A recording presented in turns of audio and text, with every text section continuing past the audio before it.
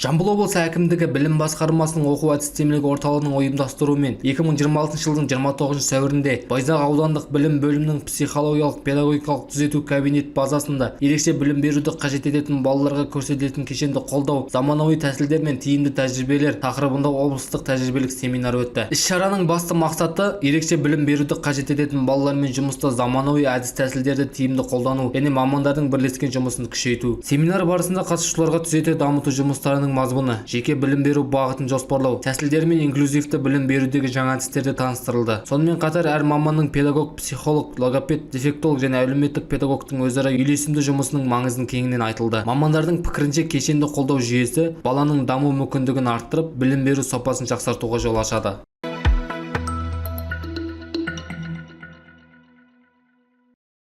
Жамбыл облысы әкімдігі білім басқармасының оқу-әдістемелік орталығының ұйымдастыруымен Тутор Жамбыл облыстық жобасын іске асыру шеңберінде 2026 жылдың 4 мамырында Қордай ауданы Дулатұлы атындағы орта мектеп базасында сапалы білімге бағытталған мектепшілік бақылау жүйесі жетілдіру тақырыбында семинар практикум өтті. Іс-шараға аудандық және Тараз қалалық білім бөлімдерінің әскерлері, мектеп басшылары мен директорлардың орынбасарлары қатысты. Жалпы 150-ге жуық маман бас қосты. Семинар барысында мектепшілік бақылау жүйесін жетілдіру, басқарушылық шешімдердің сапасын арттыру және білім сапасын көтеру мәселелері қарастырылды. Қатысушылар бақылау түрлерін фронталды, тақырыптық және жедел бақылауды талдап, олардың оқу үдерісіне әсерін саралады. Тәжірибелік бөлімде мектепшілік бақылау жоспарын құру, оны жүзеге асыру және нәтижесін талдау жолдары көрсетілді. Сондай-ақ деректерді саралау негізінде басқарушылық шешім қабылдау дағдылары да пысықталды. Қорытынды бөлімде бақылау жүйесін жүйелі жүргізу, мұғалімдерге әдістемелік қолдау көрсету, оқу жетістіктерін тұрақты бақылау және цифрлық құралдарды тиімді пайдалану бағытында нақты ұсыныстар берілді.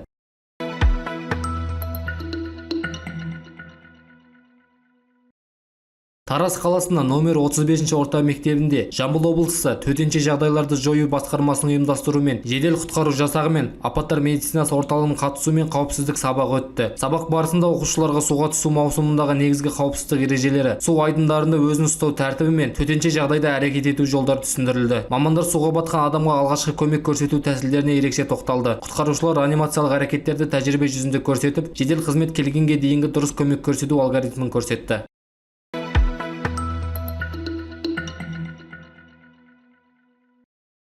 Түркістан облысында 36 мектепте жаңа оқу пәні яссауи тану енгізілді. Жаңа пәннің негізгі мақсаты оқушыларға Қожа Ахмет Яссауидің өмірі мен рухани мұрасын, еңбектері мен тарихи мәдени маңызын таныстыру. Сабақ барысында жас буын ойшылдың ілімі мен өнегелі өмір жолы туралы кеңірек білім алды. Білім беру бағдарламасы оқушылардың рухани танымын кеңейтіп, ұлттық құндылықтарға деген қызығушылығын арттыруға бағытталған.